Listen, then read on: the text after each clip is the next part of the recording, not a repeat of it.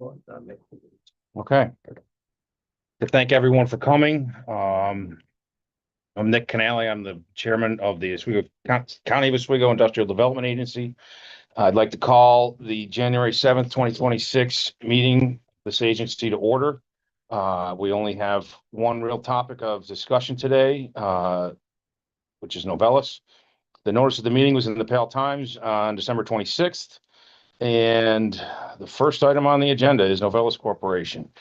Yeah, we'll do a roll call first. Tim, can you do the roll call? Sure thing. Mark Greco. Here.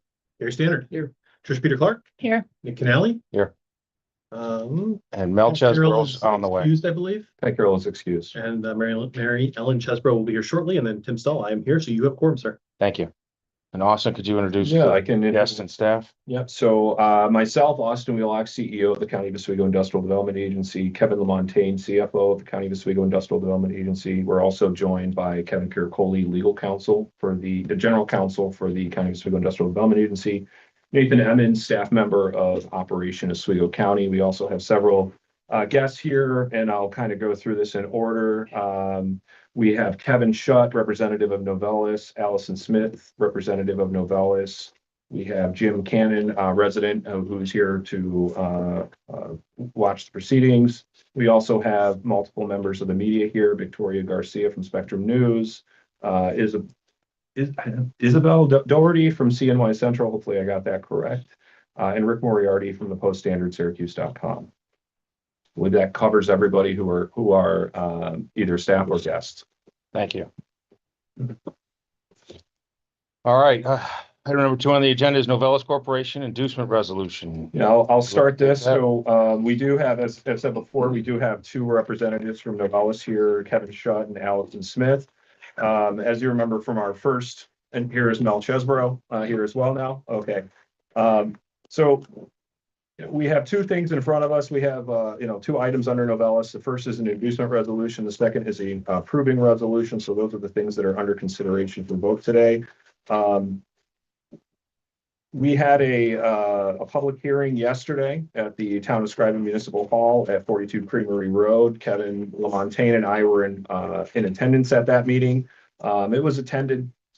Yeah, sorry. Yep. I was attended by about a dozen people that were there.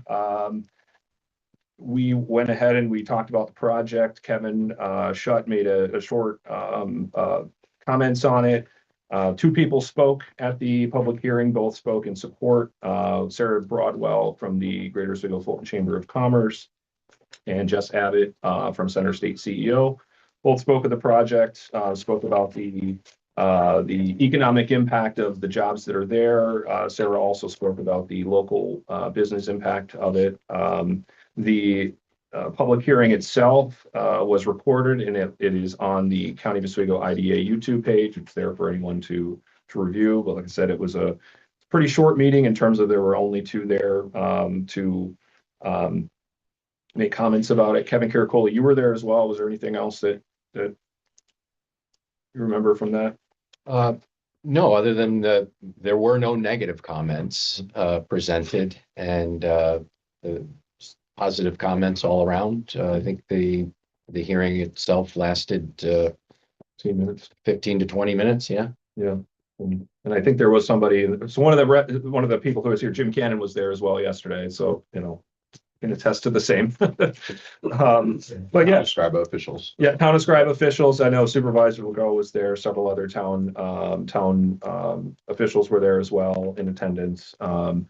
Anybody else, Kevin? We had the that pretty much covers it. Yeah. We had that covers it. Yeah, 14 people, including Kevin and I as well. So we have 12 guests as well as us. So overall, I mean, it was a pretty positive public hearing. Like I said, nothing negative about it, only positive comments, and then people who just wanted to listen in on it.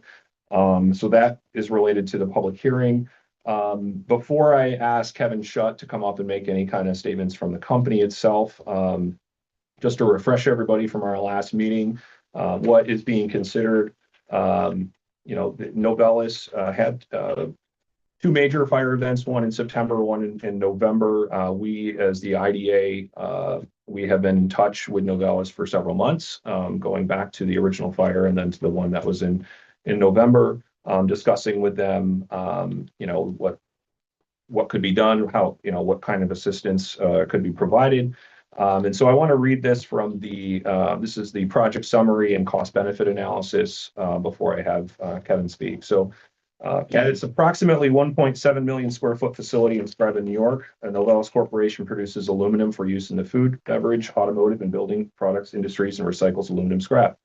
Project involves a rebuilding and replacement of structures, infrastructure, and equipment damaged in 2 significant fire events in September and November. The hot mill production area sustained significant damage in both events, impacting the production of flat rolled aluminum for use in automotive parts, beverage packaging, and other industries. This rebuilding and replacement project will support the retention of Novelis's 1,122 full-time and 4 part-time employees, the current annual Oswego County payroll and benefits expenditure of approximately $180 million, as well as support the continued significant local spending by Novelis on services and the local supply chain. Novelis is the largest manufacturing employer and one of the largest private employers in Oswego County. Just to go through some other numbers for you guys, what the project that's been identified in the application is approximately $255 million, $187 million of that being building reconstruction, $61 million being equipment, and $7 million being related to engineering and other costs. What's being considered today and what was identified at the initial resolution is a straight lease transaction, which is a sales tax exemption only. This is not an extension or a increase related to a pilot agreement. This is a sales tax exemption only related to the $255 million that are being spent to rebuild the facility. That request is for sales tax exemption not to exceed $15 million. That number could be certainly lower than that, but it cannot exceed that. And the other funding sources in the project from the company is $255 million being put up by the company to support the rebuilding of the facilities. And then talking about the impact, and I'm sure that Kevin could probably talk a little bit more about this, but this $15 million sales tax exemption incentivize rebuilding the capacity, capability, and resiliency at Novelis Oswego to maintain its critical role within the Novelis Group and competitively supply critical global industries such as the automotive supply chain. It supports the retention of the current 1,122 full-time and 4 part-time positions with annual payroll and benefits exceeding $180 million. I also want to state, based on their application, that shows that payroll is going to grow approximately $30 million over the next 5 years to about $211 million. The project is expected to create approximately 600 temporary construction jobs, with many utilizing Oswego County lodging, restaurant, and retail businesses, generating additional sales and hotel occupancy tax revenue. And it's supporting one of North America's largest aluminum recycling facilities. And Kevin, you may be able to tell us more about that. I believe you are the largest at this time. We are the largest recycler of aluminum. Yeah. Yes. So we wanted to be careful and didn't say it was the largest. We weren't sure. But anyway, thank you for that. So as I said before, there is not a real property tax exemption being contemplated today. There's not a mortgage tax exemption being contemplated today. The financial assistance is related to a $15 million sales tax exemption, not to exceed $15 million. I already spoke that there was a public hearing held on January 6th, yesterday at the Town of Scriba Municipal Hall. And I think that covers things from my perspective here. I would ask Kevin Shutt, if you want to come up, make some statements in public session. Sure. Happy to. Anywhere? Wherever you like. Maybe over here. You actually get caught in the camera if you're over here, which. Yeah, there you go. Good. Yep. So first, I do want everybody to know who I am and a bit about why I'm here. So my name is Kevin Shutt. My official title is Vice President of Manufacturing and Production Support. I have a bit of history with this plant. I was here from 2013 through 2019 as the hot mill manager and the plant manager. So I was asked to come in to help facilitate the recovery effort. So, and I really want to make sure that we let you know that we appreciate the long-standing partnership we have with this organization.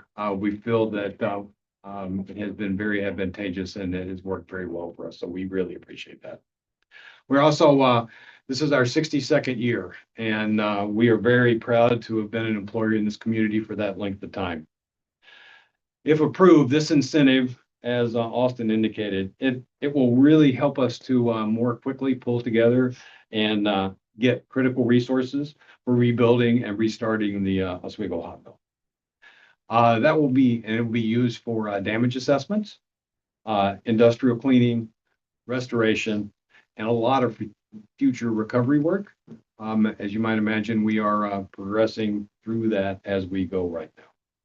We also think that it will allow us to return to full operation more quickly, and really importantly, minimize disruption to our customers.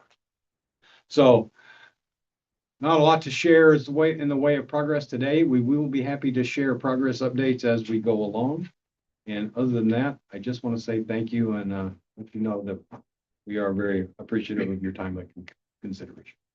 So thanks. Thank you. Thank you. And so we have the opportunity, there's an opportunity for questions in a public session. I would also state that there's an opportunity to ask questions from the board to Kevin in an executive session related to items that are related to the financial information for the company. Kevin, could you go through reasons that we would potentially enter into an executive session? Yeah, principally, it's pursuant to section 105 of the Public Officers Law. For matters pertaining to the financial, credit, or employment history of a particular person or corporation, in this case, Novelis Corporation. So that would be the basis for going into an executive session. Be my understanding that no decision would be made in the executive session, that any decision made would be in the public session after that executive session. But there might be some information that would be critical for this board to know and understand, that the company at this point in time isn't prepared to share publicly, but ultimately a decision is made that the basis of that decision would certainly be public. Is there any questions anyone from the board wants to ask of Kevin or Allison before we were to potentially enter or contemplate entering executive session? Well, we have a quorum, right? And I think that before we go into executive session, I'd like to ask for someone to move the inducement resolution so that we can get that off of the table and make sure that this is a viable project. And then we can have discussion in the Yes, and executive Kevin, is session. that something that we would want to make that motion to do the inducement resolution and then enter into executive session? Well, I mean, a motion to go into executive session is needed, that's for sure. No, he's talking about the inducement. I'm thinking we can do the inducement resolution now before we get into executive session, just to declare that this is a project, correct? Yeah, and right, and before that motion is made, the project itself, and in the initial resolution indicated that this is a project that qualifies for the benefits that can be conferred by the agency. Before we also go in, I do want to state, so it was determined by our legal team and with Novelis that this is a type 2 action, which requires no further review for seeker. So that is one reason typically when we're looking at a project, there's going to be a seeker review. That's the State Environmental Quality Review. Because this was determined to be a type 2, that is not required. So just want to state that in this before we would enter. So that's not a question that's. That being the case, I'll move the inducement resolution. I'll make that motion. I'll second. Mark made the motion, Mel Chesbro second for the inducement resolution. Any questions or comments on that? All those in favor? All right. Any opposed? Motion carries. So before we move the approving resolution, I think there's some questions that the board would like to ask that are of sensitive nature. So Kevin, you've outlined why we would go into executive session. Can I get a motion to go into executive? I'll make it. Second. Tim and Gary, all those in favor? Aye. Any opposed? Motion carries. Be an executive session as of